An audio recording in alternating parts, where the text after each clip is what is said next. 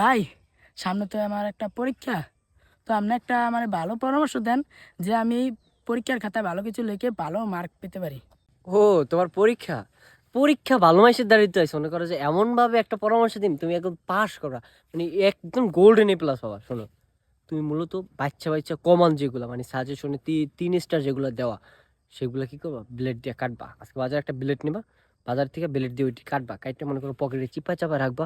যেই দেখবা স্যারে একটু এদিক ওদিক চাক্কাস লেখা শুরু করবা, মনে করো নকল দেখে দেখে লিখবা।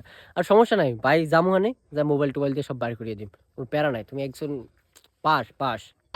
ধরো মিয়া, আপনি যেভাবে লেখাপড়া করছেন সেইভাবে আমার বুদ্ধি দেন। ধরো মিয়া, আপনার কাছে চাইছি আমি একটা ভালো ভালো পরামর্শ, তা আপনি দেন, আপনি মরারই দেন, আপনার পরামর্শ লাগবে না, যান। আমি এখনকার তো পড়ালেখা এমনই চলে, পোলাপান ভালো হইতেছে না, আমার সামনে দিয়ে পোলাইন ভালো হইবে এটা তো আমি মানতে পারি না, কারণ আমি দেখতাছি তুই কেমনে ভালো আছিস।